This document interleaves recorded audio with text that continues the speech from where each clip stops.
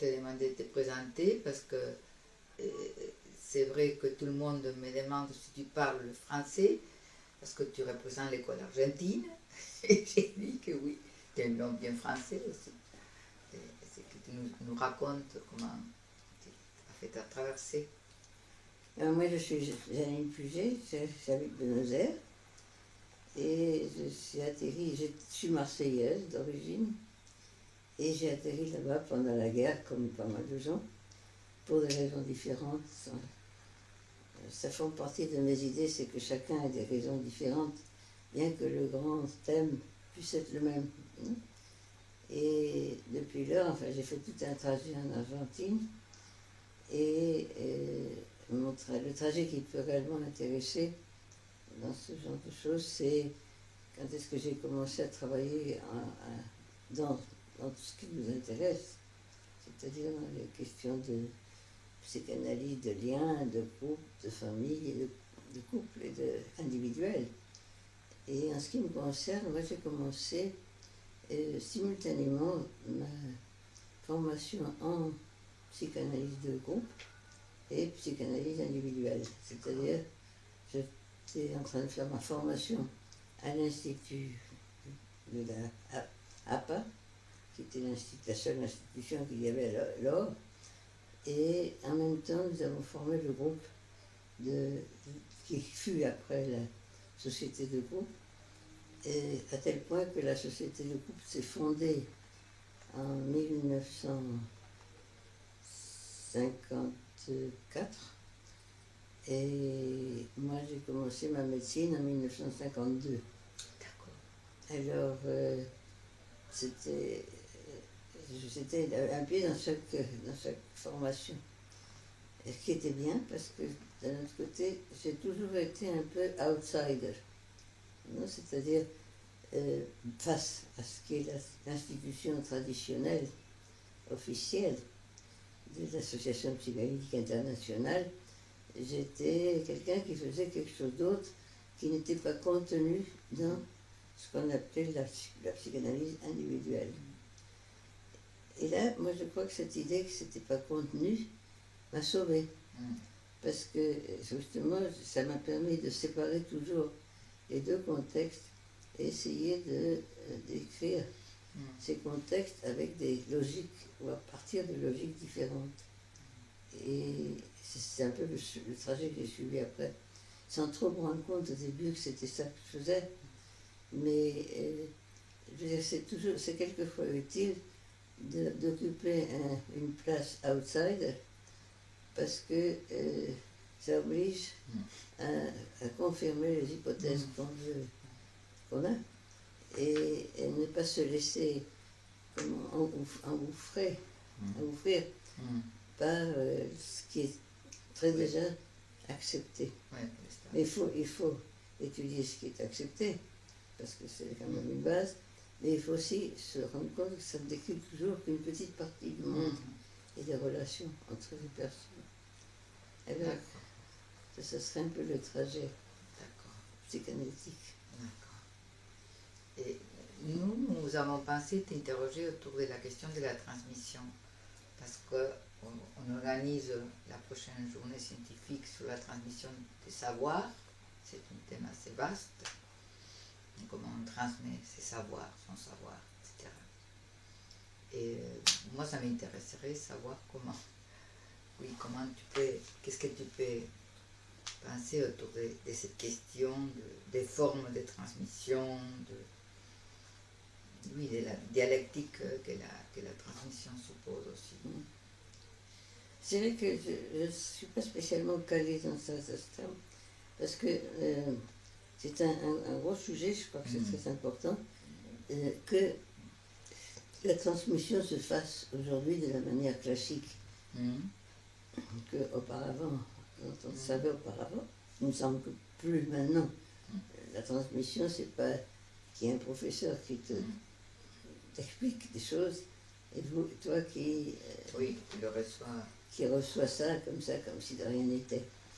Alors, comme transmettre se fait par différents ports, on ne sait pas lesquels s'ouvrent et lesquels ne s'ouvrent pas.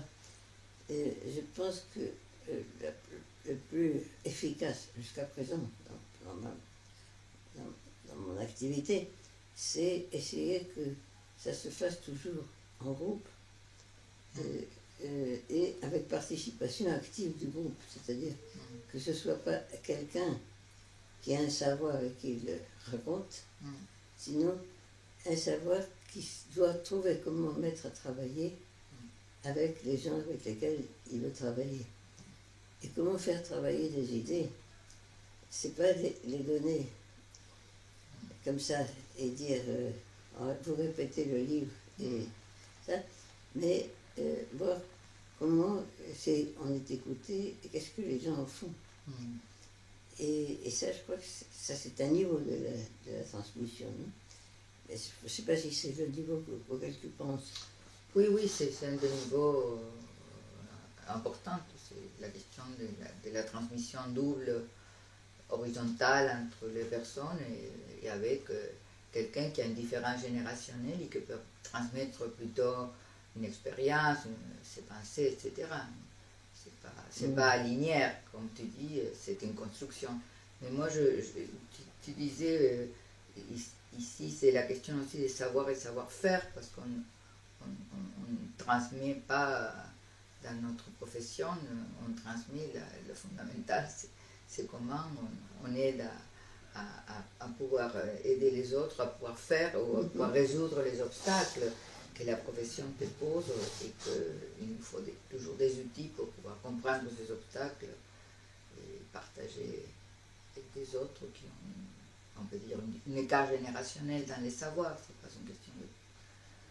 C'est ça que je pensais comment, parce que tu as une position aussi par rapport à faire avec les autres. Oui, si tu veux, moi, c'est pas une question que j'ai pensée systématiquement, si bien je passe mon temps à le faire. À le faire. Alors, c'est un peu, tu me demandes d'essayer de penser à comment je fais dans chaque situation, et j'étais en train de me dire, peut-être que je peux raconter que j'ai différents dispositifs dans lesquels je pense que je peux transmettre, et dans chacun d'eux, je me préoccupe pas seulement de ce que j'ai à dire, mais de comment c'est écouté. Et ça m'intéresse plus comment c'est écouté que ce que j'ai à dire. Parce que sinon, je parle toute seule. Bien sûr. Alors, les différents dispositifs que j'ai, c'est la supervision, c'est un dispositif de transmission, les groupes d'études qui sont aussi, c'est particulier chez moi, et les groupes dans lesquels j'enseigne, par exemple, au USAM, dans le magistère de famille et couple, dans Abdeva, dans mon institution psychanalytique. Et là, c'est un peu mélangé parce qu'il y a dans le USAM, dans le magistère, on a certaines obligations. Parce qu'étant donné que c'est un dispositif universitaire, on est obligé de rendre compte de si les personnes ont produit quelque chose avec certains protocoles universitaires qui sont toujours utiles et en même temps restreignants. Contraignants parce que quelquefois on faut mettre une note, par exemple, une qualification d'un concept, et on dit c'est vague, mais malgré tout ça oriente l'autre personne à savoir un peu où elle en a été sans qu'elle se vexe, sans qu'il se passe ça. Mais mon but en général, c'est qu'on me discute les idées que j'ai. Et quand je vois, et de la discussion, il sort quelque chose d'autre. Et ce que j'essaye, c'est que quand je transmets, les gens ne se transforment, les personnes, les collègues, ne se transforment pas en répétés, en ceux qui répètent le concept, sinon voir comment ils le travaillent dans leur pratique ou dans leur corps théorique. Et alors, je fais beaucoup qui me disent qu'ils n'ont pas compris, que s'ils ont compris. Et là, je me trouve avec deux grands obstacles. Un qui serait que les psychanalystes qui sont déjà formés ont du mal à laisser entrer quelque chose de nouveau. Et alors, là, en général, la réaction, c'est dire Oui, j'ai bien compris, mais c'est pareil à ce qu'a dit Freud, Bion, Pichon-Rivière, un tel, un tel, un tel. Et là, mon travail, c'est leur dire, non, c'est pas pareil. En quoi c'est pas pareil? Quel a été le point de départ de ces auteurs? En plus, ils sont tous morts, donc c'est une certaine époque. Et quel a été mon point de départ, ou quel continue à être mes points de départ? Avec cela, donc, il y a une discussion pour essayer que l'excès, que ce que je dis, qui représente un excès, Oui, tout à fait. ait une place, prenne une place, et sans obliger qu'il se transforme en personnes qui soutiennent des idées, Oui, sinon oui, qui les écoutent, même pour les jeter en dehors. Ça, c'est oui, vrai. oui. Et puis il y a les autres, plus jeunes, quelquefois moins formés, qui comprennent tout de suite. Et là aussi, je m'inquiète, parce qu'ils comprennent trop vite, parce qu'ils ne peuvent pas comparer avec d'autres choses que d'autres gens disent. Alors, moi là, j'essaye de faire le processus inverse et leur dire, oui, ça vous paraît très évident, parce que vous travaillez comme ça et que ce dont je vous parle, c'est très près de la clinique, mais pensez qu'il y a des gens qui pensent que ça se passe d'une autre manière. Alors, je tiens compte de ça. Quand ceux qui comprennent trop vite d'une manière et ceux qui ne comprennent pas. Oui, qui simplifie la complexité de la question. Qui est complexe. Qui est complexe. D'accord. Ça, par rapport à la transmission du savoir dans la formation, mais comme tu travailles avec différents dispositifs, j'ai pensé aussi te demander, par exemple, comment tu vois la question de la transmission dans les familles. Les familles. Oui. Tu veux dire comment? Est-ce que tu cherches quelque chose? Je suis en train d'essayer de descendre le chauffage. Ah d'accord, parce que c'est vrai que tu es à côté du chauffage.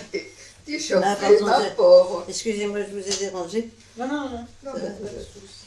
Bon, tu disais dans non, je te disais comment on peut penser, ça c'est dans le cadre de la formation et à la psychanalyse des liens, et comment tu peux penser aussi la question de la transmission dans les familles. Comment tu verras aujourd'hui, qu'est-ce que tu peux nous dire aujourd'hui, ce que c'est la transmission. Mais j'aimerais que tu me précises un peu ce que tu entends par là. Parce que, dans le sens classique du mot, si je le comprends bien, oui, la transmission, c'est des aïeuls. Oui, si tu veux. Oui. Et ça, c'est un genre de transmission. Tout ce que c'est la transmission de la filiation, la reconnaissance d'un sujet dans sa filiation, etc. C'est un autre versant par rapport à la filiation, à la reconnaissance, par rapport à l'appartenance à ces groupes familles, ou la non-appartenance en tout cas. C'est ça, je me disais comment aujourd'hui tu pourras écouter, parce que c'est vrai que toi, que tu lidères avec Isidore Berenstein une ligne de pensée, la question de la temporalité, vous la posez autrement. Non, voilà, ça me pose un peu un obstacle que tu parles, parce que je sais un peu ce que on parle en général, de ce qu'est la transmission dans la famille. Mais je sais, mais je ne demande pas ce qu'on passe en général. Et je dis que ce qui me fait un peu obstacle en ce moment, c'est de dire, bon, qu'est-ce que ça veut dire? D'abord, je me demande de quel concept de famille on parle, et parce que quand on parlait il y a des années de la transmission dans les familles, c'était linéaire, c'est-à-dire qu'il y avait des aïeuls, il y avait une génération, il y avait plusieurs générations, on transmettait la culture, il y avait des ruptures quelquefois, etc. Mais c'était... Oui, on est d'accord, c'était un peu avant-après. Alors, on se disait là que c'était simple, on transmettait des valeurs, on transmettait des secrets, on transmettait des traumas, des conflits, etc. d'une manière ou d'une autre. Ça sautait une génération, ça sautait pas la génération. Bon, on essayait dans les analyses de retrouver, comme disait Jolanda, c'est ces enfants qui parlent à travers nous. C'est-à-dire ce que les enfants racontent du passé des parents. Oui, tout à fait. Alors aujourd'hui, il me semble que nous avons affaire à des familles différentes, c'est-à-dire qui sont familles et qui ne sont pas du même tronc, non? Oui, bien sûr. Et qui appartiennent à plusieurs Oui. manières, qui transmettent des cultures différentes. Il n'y a plus une fonction parentale, sinon plusieurs fonctions parentales, fonction filiale, fonction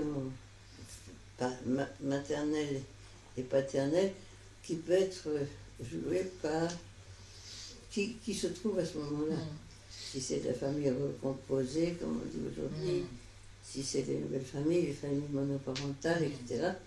Alors, à ce moment-là, on dit qu'est-ce que transmettre quoi? Alors, il me semble qu'on a beaucoup de mal, peut-être, à ne pas donner tellement d'importance au concept de transmission. Parce que c'est comme si on a du mal à penser que la famille, c'est le présent d'aujourd'hui. On veut lui trouver un passé. Et bien sûr, il y a un passé, mais c'est plus le passé traditionnel. Alors, c'est plus le passé traditionnel où on pouvait même dans un entretien dire comment était votre famille, comment était votre grand-père, votre père, etc., qu'est-ce qui s'est passé. Et là, on refaisait une espèce d'histoire du patient qu'on avait devant nous. Aujourd'hui, je ne le fais plus parce que je ne pense pas que ça c'est important. Je pense que ce qui est important, qu'on découvrira peut-être après, qu'il y a des choses que la personne fait qui correspondent à quelqu'un d'autre, d'autres générations, qui ne sont pas nécessairement de ces familles, mais d'autres générations. D'accord. Qui a des transmissions aléatoires.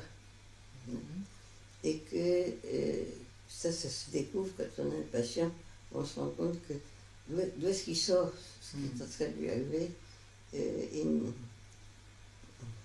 C'est pas son histoire actuelle, c'est quelque chose comme un abcès qui arrive là au milieu. Et là, on se dit, bon, ça vient d'ailleurs, et on met en activité des idées d'identification, d'une certaine manière, avec des sujets passés. Et comme aujourd'hui, je m'intéresse beaucoup plus aux effets de présence de famille et pas à l'organisation traditionnelle de famille, père, mère, etc., qui ont des fonctions qui peuvent être développées par les uns ou les autres. Je pense aussi, par exemple, que aujourd'hui, la transmission se fait un peu à l'envers. Ce sont les jeunes qui nous transmettent de quoi il s'agit, qui nous expliquent de quoi il s'agit, et qui nous apprennent des choses. Alors, tout ça s'est ébranlé parce que nous, à une époque, nous transmettions un savoir, et les enfants faisaient quelque chose. Aujourd'hui, nous, on est déplacé de cette place de savoir. On n'a plus ce savoir. On a d'autres fonctions qui ne sont pas celles du savoir. On peut aider, ça peut être utile, mais notre savoir a besoin du savoir de l'enfant. Oui. Et ça, tu le sais, sûrement, avec ta pratique, j'imagine que tu es d'accord. Comme ça. Ouais. Alors, pour les parents, c'est difficile parce que c'est eux qui doivent apprendre.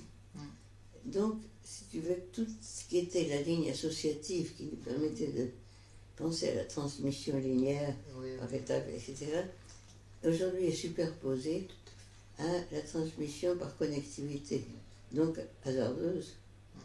On ne sait pas d'où ça vient, et en même temps qui vient d'ailleurs, mais qui ne vient plus du tout par les conditions généalogiques. Bien sûr. Alors, c'est un peu ça. Donc, c'est tout remis en question. C'est-à-dire, qu'est-ce qu'on transmet? On transmet l'envie de dire quelque chose aux autres, l'envie de faire avec, que ce soit bien ou que ce soit mal. Et on transmet des opinions, on transmet des idées, on transmet l'idée qu'il y a une manière de faire, et ça c'est la bonne. Et le monde te dit, ça c'est périmé. Et il me semble qu'aujourd'hui, la génération qui se croyait imbue d'un savoir et capable de le transmettre et que c'était très utile et tout ça, était complètement au dépourvu. Parce qu'ils ne savent pas quoi transmettre, il faut quand même qu'ils transmettent quelque chose. Ils transmettent à leur insu des valeurs, des cultures. C'est évident que ici, c'est pas la même culture que l'Argentine. Aujourd'hui, nous sommes en plein des questions raciales, antisémitisme, etc. Et il y a des valeurs qui sont inhérentes à chaque culture. Ça, on ne peut pas le nier. Et on les transmet comment? On les transmet par des rituels, par des différentes manières de faire. On dit par l'inconscient, cette transmission est consciente. On transmet aussi par des actions qu'il faut renouveler et qui ne sont jamais les mêmes. C'est jamais une transmission telle que. Alors, on pourrait dire qu'aujourd'hui, toute la question de la transmission est changée parce que tu as la technologie actuelle qui fait que les connaissances, tu as accès à la connaissance, pareil que tes enfants, tes petits-enfants, ils vont plus vite que toi pour te donner l'accès à la connaissance. Oui, oui. Donc il faut inventer aujourd'hui, je crois, une nouvelle manière de concevoir le concept de transmission. Moi je suis assez, enfin pas contre, je dirais, mais assez peu croyante de l'idée que c'est très important de retrouver dans le présent des enfants aujourd'hui, ou des patients, leur passé historique.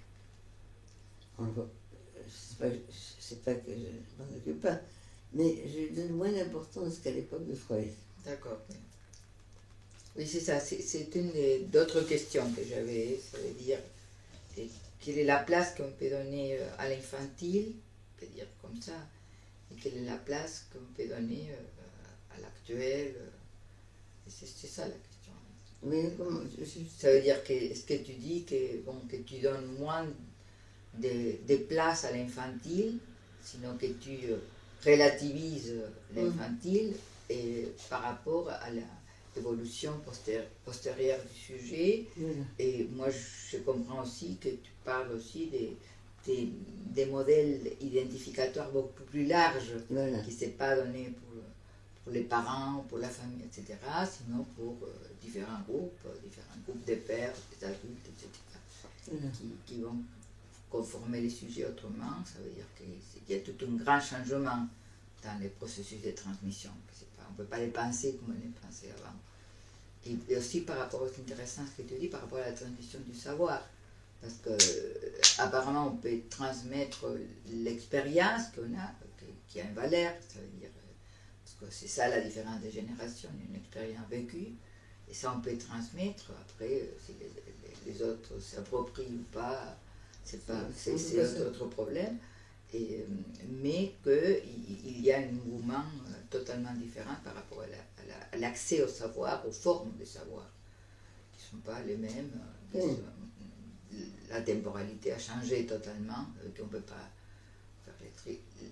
L'autre question que moi je voudrais te demander dans cette même ligne, ça veut dire comment on peut penser la notion des représentations et des présentations. Moi je connais, mais j'aimerais bien que tu nous expliques un peu plus autour de ces deux notions qui sont claires, sont clés par rapport à la psychanalyse des liens actuels. Tu es arrivé à penser ça par ta manière de comprendre ce que j'ai dit, parce que tu étais en train de me dire, tu donnes moins d'importance à l'explication causale, on dira, de toutes les multiples à l'origine histoires d'identification de tout genre, large ou pas large, mais identification enfin, et qui est toujours de l'ordre de la mise en activité de représentation. Et ce que nous avons mis sur pied avec Isidore, mais que je continue à donner, à quoi je suis en train de donner plus de forme que jusqu'au moment où Isidore n'était plus là, c'est un concept de présentation qui serait que ce qui se passe au moment où là, il y a un échec de la possibilité de se servir de l'identification. L'altérité de l'autre et l'étrangérité de l'autre fait obstacle à tout ce contact via identification de quelque genre qu'elle soit. Alors, ça c'est ce qu'on appelle, parce que la représentation ne fait pas obstacle, ça se transforme en représentation. Alors, là ça complique la chose parce que ça met sur place un espace que j'appelle discontinu, ou superposé quelquefois on dit, avec l'espace de la logique des mouvements identificatoires. Dans la logique de la présence, dans la logique des effets de présence, il ne s'agit plus d'explication causale, sinon de découvrir si la rencontre, l'effet de présence produit une expérience ou pas. Et ça, quelquefois, elle ne produit pas une expérience au sens majeur, comme l'emploie par exemple Walter Benjamin. Mais ça produit quand même l'idée qu'il s'est passé quelque chose entre ces deux ou plusieurs sujets qui n'est pas comparable à ce qui se passe avec d'autres. Et que ça, si tu veux, c'est pour moi le moment le plus riche de ma production, c'est dire il se passe des choses qui ne sont pas une reproduction de quelque chose qui s'est passé ailleurs, aujourd'hui ou dans le passé, sinon quelque chose qui correspond à ce présent et qui va être incorporé comme un effet de présentation. Alors, là on dit, et ça j'ai pas encore décidé réellement comment faire, si au moment où ça s'incorpore comme effet de présence, on pourrait dire qu'il se produit un nouvel inconscient ou il se produit quelque chose qui n'est pas de l'ordre de l'inconscient. C'est-à-dire, parce que cette expérience, l'expérience de faire entre deux, il y a un registre quelque part. Oui. Mais c'est un registre qui n'est, on ne sait pas où le mettre, parce que chacun peut avoir ce registre. Chacun des membres d'un lien peut avoir un registre de qu'il s'est passé quelque chose entre eux, qui est différent à ce qui se passe avec d'autres. Et est-ce qu'il y a une mémoire de ça, ou il n'y a pas une mémoire, sinon il y a des effets de production de cet effet de présence qui permettent de savoir qu'on a été ensemble, mais que ça ne veut pas dire qu'on en a le même registre. C'est ce qui se passe, par exemple, quand tu analyses un couple et ils essayent de parler d'un moment et ils disent « Oui, non, mais c'était à tel moment, non, c'était à tel autre, même si c'est pour quelque chose d'agréable, tout ça. » Et ils ont un registre différent de ce qui s'est passé. Mais ce qui s'est passé, ils savent qu'il s'est passé quelque chose qui les a fait couple, qui leur a donné le sentiment d'être un couple, d'être un couple, ou qu'ils étaient ensemble. Mais c'est une autre question de poser là. Dans ces cas-là, quand la présence de l'autre te provoque un effet, qu'est-ce qu'il y a à la place de la représentation là? Quand je te dis ça, c'est la possibilité de conserver l'autre comme ce moment, comme un objet interne, parce que justement parce que ça te provoque un effet. Est-ce que tu ne penses pas qu'une partie, pas tout l'effet, s'inscrit comme représentation, c'est-à-dire pour être un peu plus large comme symbolisation, c'est-à-dire que cette rencontre te marque, te détermine, ça veut dire que tu arrives il y a une partie qui est symbolisée, représentée au point de vue de l'inconscient. Oui, je n'aurais rien contre, mais que ça n'a rien à voir à l'effet de présence. C'est-à-dire que chacun fait autre chose de ce qu'il a vécu. Oui. Ça, c'est vrai. Ça, je suis mais d'accord. Il ne faudrait pas confondre si, quand le sujet incorpore cette expérience en tant que représentation, avec quand il se produit l'effet de présence. C'est-à-dire, il se constitue deux espaces superposés, dans lesquels, probablement oui, chaque sujet introduit une partie de ce qui se passe comme représentation, qui quelquefois le fait confondre la représentation et la présentation. Alors, Et représentation, ça en fait de ce qu'on est en train de faire en ce moment. Chacun de nous peut avoir une représentation qui évoque des moments X, etc. Mais ce qui peut produire en ce moment quelque chose, c'est ce que nous faisons de nouveau ensemble. Oui, c'est ça que tu veux lui faire dire. Qu'on essaie de faire quelque chose qui n'était pas là avant. Exact. Et ce quelque chose, c'est pourquoi. Quel registre on va en avoir? On va en avoir comme effet de la présentation. Il va peut-être rester sur vidéo. Tu en feras quelque chose dans ton institution. Les gens écouteront ça comme quelque chose qui peut être intéressant ou pas. Il faut situer. Mais est-ce que c'est dans l'idée de transmettre quelque chose, de créer une histoire qui permette aux gens d'avoir des points de référence, d'où ça sort, ou placer tout ça après, quand ils ont fait leur propre expérience aujourd'hui, et dire, ah, ce que j'ai vécu aujourd'hui n'a rien à voir avec, ou si à voir. Alors là, il commence un dialogue. Oui, tu as raison, l'idée de cet entretien est liée à la transmission. Oui. Et justement, à ta transmission, parce que c'est une pensée, et on peut dire, pas instituée en France. Pour être clair, en Argentine, c'est une pensée qui est beaucoup plus instituée qu'en France. Oui. Et je pense que cette transmission, l'objet, c'est ça, que tu peux transmettre. Après, les gens feront ce qu'ils veulent, ce qu'ils peuvent aussi. Oui. Mais je pense que ça marque une perspective nouvelle, en tout cas, par rapport. J'ai des autres questions à te poser dans ce sens, parce que je me disais, et comment on peut penser la question de l'historisation dans le même axe, tu vois, la question de l'historisation et la question de ce qui arrive actuellement dans la situation concrète, dans les liens. Là, je crois que ta question est tout à fait dans la ligne de ce que tu continues à me demander. Oui. C'est qu'est-ce que je fais de l'histoire traditionnelle et qu'est-ce que je fais du processus d'historisation. Exact. Alors, il y a ça, tu le sais, c'est déjà quand même pas mal utilisé et connu, qu'une chose c'est construire l'histoire à partir du présent ou construire le présent à partir de l'histoire. Oui. Non?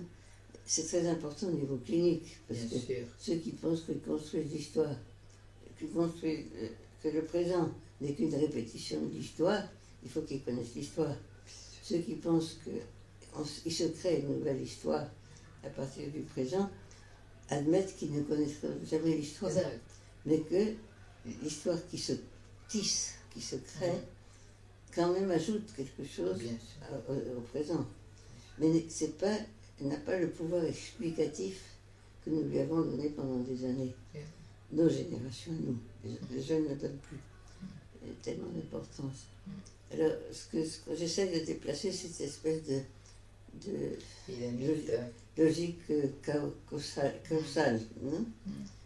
Explicative, pour faire intervenir d'autres moyens, d'autres interventions qui ne sont plus les interprétations de causes, suivant un déterminisme lourd ou pas lourd, sinon l'intervention sur le présent, qui interfère le récit d'un patient. Là, c'est un autre terme que nous avons introduit, qui est le terme de l'interférence, qui va en contre-jour, contre-coup, que le transfert et contre-transfert. À tout ce que je suis en train de te dire, à voir avec la mise en place de deux logiques différentes, superposées et hétérologues, qui ont chacun leur moyen de transmission, leur moyen d'expression, et le but de transmettre, par exemple, moi aujourd'hui, c'est plutôt dire aux gens que un lien c'est compliqué, qu'appartenir à l'espace social c'est aussi compliqué, et qu'on ne peut pas l'expliquer depuis le début de la vie, avec ce qui s'est passé depuis le début de la vie. Oui, on est d'accord. réalité actuelle te montre ça. Il y a des nouveautés, bonnes ou mauvaises, qui qu'on ne peut pas expliquer à partir seulement du passé. Moi, il y a dans ce sens une autre question qui je voudrais te poser par rapport à la notion d'objet. Parce que c'est lié à ce que tu parles par rapport à comment tu peux définir aujourd'hui la question de l'objet interne, pourquoi vous parlez plus d'objet externe, comment vous conceptualisez la place de l'autre, c'est ça la question. C'est différents niveaux que vous marquez. Ce n'est pas qu'on n'en parle plus. Je dis ça parce que moi, il m'arrive souvent qu'on me dit vous vous occupez plus de l'histoire, vous vous occupez plus de l'inconscient, vous vous occupez plus de l'objet, de la relation d'objet. Toi, tu sais que non, mais il y a des gens qui, quand ils m'écoutent, disent maintenant c'est tout le présent. Non, non. Le difficile avec moi, c'est que précisément, je pense à trois logiques superposées qui se créent simultanément et qui n'ont pas, qu'on ne peut pas dire que l'une vient de l'autre. La sociabilité de l'enfant ne vient pas de la diversification de ses relations, première relation d'objet. Alors, de la relation d'objet, je m'en occupe, que le patient a des représentations et des relations d'objet, des processus d'identification, absolument, je m'en occupe. Mais je sais qu'il se passe d'autres choses que je ne peux pas expliquer ni comprendre à partir de ces concepts-là. Et qu'il se passe d'autres choses qui n'est pas de l'ordre de la relation d'objet, sinon de la relation de sujet et sujet, de sujet entre deux sujets, deux ou plusieurs, et qui crée ses propres contenus, ses propres difficultés, ses propres modes de transmission. Et si tu veux, quand tout ce qui est la psychanalyse traditionnelle, depuis Freud, Mélanie Klein, Winnicott, etc., parle de relation sujet-objet. Quand l'objet se transforme en sujet, mais c'est toujours en sujet-objet. C'est pas un sujet impossible de transformer en objet. Oui. Ça, c'est la chose classique de tous les grands docteurs psychanalytiques. Tandis que là, ce que j'essaie de dire, c'est que ça, c'est vrai, avec la théorie qu'on veut. Moi, ça m'est égal, chacun a la sienne, qu'il préfère, je veux dire, on peut penser à Winnicott, on peut penser à Bion, enfin, à qui on préfère. Mais il y a quelque chose d'autre qui se passe, qui est la relation entre deux sujets autres, qui ne peut pas être réduit à la condition d'objet. Et que le difficile pour les personnes, c'est justement de ne pas pouvoir les réduire à la condition d'objet, et qui sont toujours là à imposer leurs conditions de sujet. Ça serait un autre genre de transmission. C'est se transmettre de l'aliéné, transmettre de l'étrangérité, transmettre la non-connaissance, dont on a besoin et avec desquelles il faut faire quelque chose. D'accord. Et ce que tu dis, c'est lié à cette relation sujet-objet, à ce mécanisme de l'interférence que tu dis. La relation sujet-sujet. Sujet-sujet, c'est-à-dire si je parle sujet-objet, on pourrait penser à une relation de soumission de l'un à l'autre, où l'autre disparaît, et dans la relation sujet à sujet, il y aurait la question de l'interférence aussi dans la relation analytique. C'est ça la question. Je voudrais bien que tu t'attardes à ça. C'est-à-dire que l'idée, c'est que l'analyste, quel qu'il soit, dans une analyse individuelle, de groupe, de famille, de couple, n'est pas seulement l'objet du transfert, d'être à la disposition des besoins transférentiels que peuvent avoir ces patients, sinon qu'il est aussi un sujet. Il n'est pas donc objet-sujet, il est sujet tout court. Et en tant que sujet tout court, quand il intervient, c'est pas qu'il interprète, c'est qu'il donne son point de vue. Il parle, bien sûr, en fonction de ce que dit le patient, mais pas pour expliquer, sinon pour, sachant que ce qu'il va dire excède ce que le patient est en train de dire. C'est pas pour le révéler son passé, sinon pour le mettre à travailler ses idées. Et là, c'est la partie la plus difficile, à mon avis, parce que c'est ce que les patients ne veulent pas. Parce que j'en ai même un quelquefois qui m'a dit, moi je viens pas pour ça, je viens pas pour vous écouter, je viens pour que vous me disiez ce qui me passe, ce qui m'arrive. Je fais quand même, il faut m'écouter. Parce que quand il dit, je viens pas pour vous écouter, c'est quoi? Il vient pour s'écouter à lui-même. C'est vrai aussi, il y a un moment d'introspection qui est nécessaire. Mais c'est grave, je pense, quand on vient seulement pour s'écouter, parce qu'on n'écoute pas la réalité extérieure.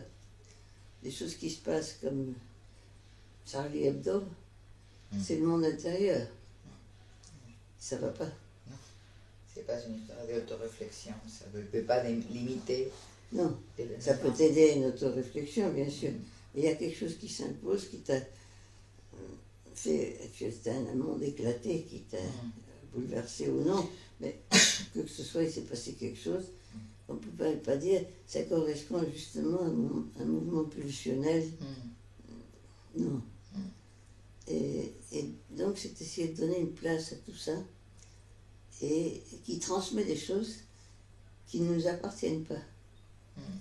C'est comme si nous devions loger ce qui nous appartient et que nous avons déjà logé, les vieux meubles que nous avons, et en même temps faire une place à tout ce qui est présent dans le présent, pour lequel nous n'avons pas de place. On est tout le temps dérangé par ces nouvelles choses auxquelles il faut qu'on donne une place. Ça, c'est un aspect de la transmission aussi. C'est ça. Transmission qui te déloge des places acquises culturellement. Exact. Tu n'es jamais confortable. Et je crois que l'illusion de pouvoir être confortable dans la vie, c'est une illusion qui est néfaste. C'est pas qu'il faut qu'on soit dans le pétrin tout le temps, mais en alerte. C'est une alerte importante parce que l'histoire, par exemple, des sectes, des gourous, etc., c'est vivre qu'est dans une position confortable, illusoire, confortable, ce qui implique l'aliénation du sujet, la disparition. Absolument. C'est ça la grande question. Il y a une autre chose qui vous différenciez, et que c'est la question de la place aussi. On parle la question de la temporalité, que tu dis que s'ouvre à une époque, et c'est ça que tu es en train de nous proposer, mais aussi la question de l'imprévisible, parce que de l'imprévisible, que c'est pas prévisible, parce que c'est vrai, par exemple, la question de Charlie Hebdo, c'était pas prévisible, c'était pas imaginable, ça fait qu'il y a plein de choses qui arrivent, qui sont de l'ordre de l'imprévisible, et dans lesquelles il faut voir qu'est-ce qu'on fait avec cet imprévisible. Ce qu'on fait défensivement, c'est dire que c'est pareil à quelque chose qui était déjà arrivé. D'accord. D'accord. Ça, c'est une grande défense. C'est défensif. En plus, c'était prévisible étant donné qu'il y avait des malaises sociaux. C'est pas vrai. C'est des défenses. Bien sûr. Alors, si c'est l'imprévisible, par définition, tout ce que tu avais avant qui te servait ne te sert pas. Bien sûr. Il faut créer de nouveaux instruments, de nouveaux outils. Oui. Qui peut-être auront quelque chose à voir après avec ce que tu avais. Mais après, il faudra loger dans ce nouveau monde les outils qu'on avait avant. Parce qu'on continue à avoir des valeurs, une culture, des opinions, des idéaux. Mais ils ont été ébranlés. Alors, ça c'est en gros, quand il se passe une chose comme ça, grosse comme Charlie Hebdo. Et dans la vie de tous les jours, il se passe aussi des choses qui nous délogent en permanence du prévisible. Par exemple, pourquoi tout le monde regarde la météo pour savoir qu'est-ce qui va se passer? C'est comme dire, on ne peut pas supporter l'imprévisible. S'il prévoit mal, on se fâche. S'il prévoit bien, c'est bien. Et on se dit, tiens, maintenant je sais comment je vais m'habiller aujourd'hui. C'est illusoire. Est-ce qu'en Argentine, il y a tellement de dépendance de la météo comme en France? Partout. Partout, tu penses que... Enfin, c'est partout que je connais. D'accord. Peut-être moins dans des pays chauds toute l'année. Exact, je pense Exactement, que peut-être qu'on ne va pas demander. oh, bon, non. Mais parce que ça ne produit pas une altération. Exact. Ça donne pas. Ça se passe avec tout ce qui est de l'ordre de l'imprévisible. Il est prévisible qu'il y ait de l'imprévisible. C'est pour ça que moi j'ai mis sur place le principe d'incertitude Oui. comme le principe le plus important qui appartient à la logique des relations entre deux ou plusieurs sujets. Hein? Alors l'imprévisible, c'est naturel. Même ici aujourd'hui, je ne savais pas qu'est-ce que vous allez faire, qu'est-ce que vous voulez. Bon, c'est pas dramatique, on s'arrange, mais on ne peut pas savoir. On peut pas savoir qu'est-ce que ça donne, qu'est-ce que je dis, qu'est-ce qui est écouté. Et dans le fond, c'est pas important. L'important, c'est qu'il y a un besoin d'échange, qu'il y a des idées. Et après, chacun en fera ce qu'il en besoin. Parce que je me disais, par exemple, si on réfère aux événements actuels en France, comment ça peut être vécu pour un Français, c'est-à-dire une personne qui a vécu toute sa vie en France, et comment peut être aussi vécu pour des gens qui ont vécu d'autres expériences de cette mémoire traumatique, tu vois, de l'irreprésentable, de l'imprévisible, etc. Je me dis, comment ça peut résonner? Et c'est ça la question entre le présent et le passé que je vais te poser. Parce que tu m'as dit quelque chose que je crois que c'est important. Je pense que quand tu viens en France, je t'entends de certaines façons. Quand je vais en Argentine, je t'entends d'autres. Parce qu'ici, il faut que tu démontres une théorie. À moi, non. Hein. Moi, je ne suis pas venue pour que tu me démontres ce que tu penses. Je sais ce que tu penses. Et oui, mais tu es quand même en représentante en ce moment d'un mouvement qui ne me connaît pas.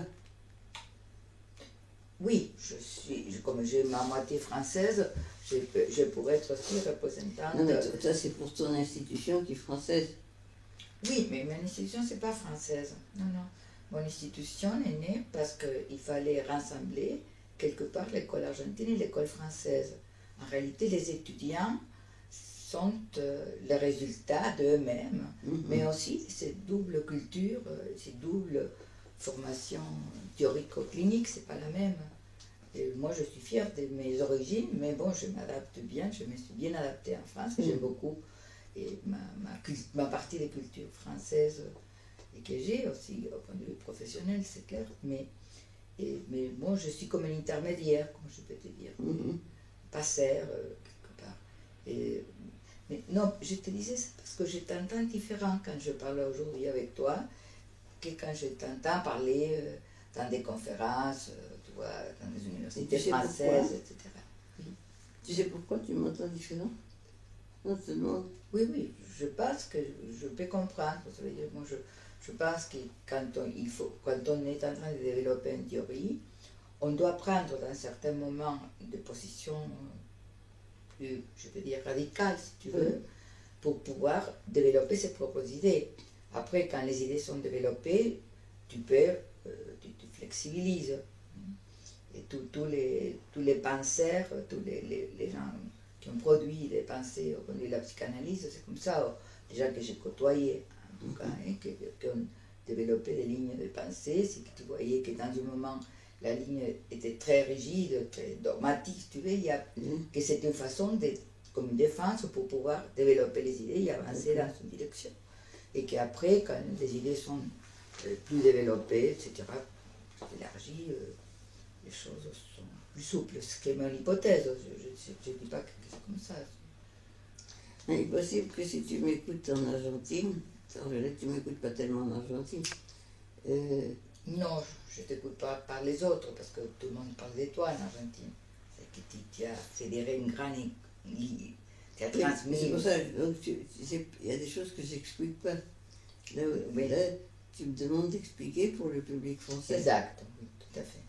Donc, tu dis, il faut que je transmette, mais il faut pas que je donne comme su ce qu'elle sait.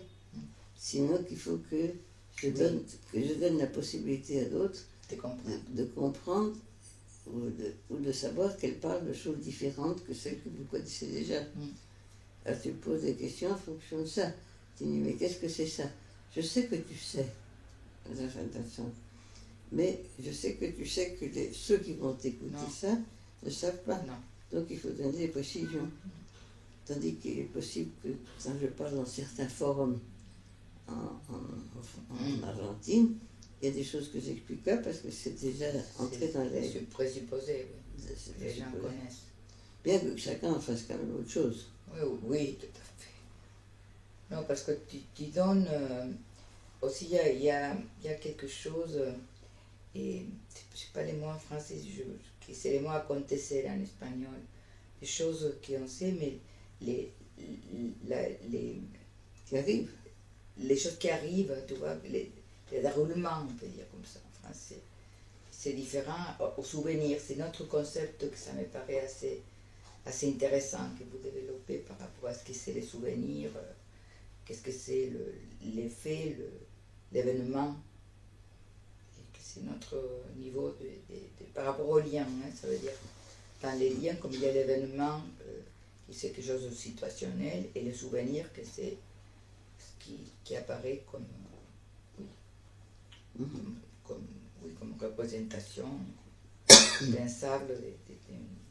Mais c'est lié à la question que tu disais avant aussi par rapport à la présentation et à la représentation. En bref, c'est ça, c'est-à-dire que toute la question de la transmission, ce qui est quand même le centre de ce que tu voulais parler, est complètement différente quand on parle de la logique de l'effet de présence que de la logique de l'effet de représentation. Parce que là, ça souvenir, les mémoires, tout ça, ça compte. Et quand on est dans un contexte dans lequel on ne compte pas sur les modèles identificatoires, sinon par les effets de présence, alors l'historisation occupe une place, mais qui donne un sens nouveau à la relation X de couple, d'amis, de famille, de couple, et qui ne pose pas la transmission de la même manière. La transmission, là, ce serait plutôt lors du dérangement permanent que la présence de l'autre implique. Oui, tout à fait. Et est-ce que tu pourrais nous expliquer un peu plus, parce que, comme ça, je vais peut-être fatiguer, mais ça me paraît important la question que tu introduis, la question de l'interférence et les pouvoirs, parce que là, dans la présence, on est dérangé par la présence de l'autre, parce qu'apparaît toute la question du pouvoir dans la relation. Comment on pourrait ça situer aussi par rapport à la transmission, parce que il y a comme un pouvoir, comme une domination, qu'il y a certaines idées qui doivent passer, des autres qui ne doivent pas passer. Et tu vois, comme une hégémonie de certains modes de pensée. Et la difficulté de laisser rentrer des formes nouvelles de pensée. Oui, là c'est compliqué parce que, si tu veux, moi, que tu le sais puisque tu emploies le mot, le concept c'est que pour moi la relation entre deux sujets peut être pensée sous la forme de ce que nous a appris avec Foucault, de la relation de pouvoir et des deux modalités de pouvoir. En résumé, l'un qui serait la potentialité appropriation et l'autre le pouvoir potentialité. La potentialité d'un lien. Ça, c'est le vrai pouvoir riche, ce que donne l'échange. Là, mais il y a toujours tendance à essayer de s'approprier l'autre et le déplacer de sa place de sujet, de transformer un peu plus en objet duquel je ne peux m'approprier que lui laisser son indépendance en tant que sujet. Donc son altérité est toujours gênante. Alors là, de nouveau, la question de la transmission, c'est quoi? C'est les gens qui essayent de se transmettre des valeurs qui ne sont pas transmissibles et en faire quelque chose de nouveau, ou essayer que les valeurs de chacun soient hégémoniques. Les choses se feront comme on s'est fait dans ma famille. Alors l'autre dit non, moi ma famille, c'est modalité italienne, on mange la pâte le dimanche. Non, ça ne va pas là. Qu'est-ce qui se passe? Il y a une relation de pouvoir-appropriation. On instaure que la valeur, c'est les pâtes de dimanche, où on accepte qu'il faut trouver quelque chose d'autre à faire avec ces deux cultures qui transmettent des valeurs qui ne sont pas compatibles, mais qui sont quand même, qui existent, elles existent, mais qu'elles perdent leur validité en relation avec l'autre. Et ce qu'on essaye, c'est de les conserver intactes. Et ce qui est très difficile à accepter, c'est qu'aucune valeur ne reste intacte en contact au moment où elle travaille avec un autre, ces valeurs. C'est difficile parce qu'on a envie d'avoir des valeurs qui te donnent une certaine assurance, quelque chose de stable qui t'organise dans la vie. Moi, c'est comme ça, la vie, c'est comme ça, etc. Et après, quelqu'un vient et te dit, non, ces valeurs, c'est relatif, mais ça dépend ce que vous en faites avec un autre. Alors, elles prennent une autre forme. Non, moi, je conserve la mienne. Mais alors, vous n'êtes pas en couple ou en relation. Alors, cette lutte, c'est très, très important aussi. Essayer de transmettre les valeurs telles quelles, ou accepter que la relation crée de nouvelles valeurs. C'est très important ce que tu dis, parce que je pense, dans la France actuelle, qui est face aux derniers événements, pas tout le monde pense pareil. Oui. Et je me dis comment arriver à pouvoir s'écouter mutuellement pour tisser quelque chose d'autre dans des positions qui sont assez tranchées. Je pense qu'il y a un concept que nous devrions travailler beaucoup, qui est l'idée de respect et responsabilité. Respect à l'opinion de l'autre, qui n'est pas la même que la tienne, et responsabilité de ses propres opinions. Si moi je me mets à lutter contre les Arabes, parce que, etc., je donne plein d'excès, il faut que je me maintienne aux conséquences que ça peut avoir. Si je veux défendre cette opinion et garder mon opinion telle que, ça aura ses conséquences. Si je suis prête à les assumer, c'est mon affaire. Mais alors, c'est plus la même chose, c'est dire, il est évident que c'est la tour de Babel, qu'on n'a pas les mêmes valeurs, et pas besoin. Une communauté a besoin de différences.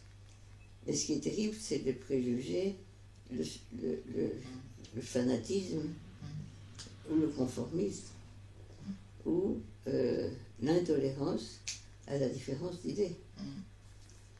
Ça se voit.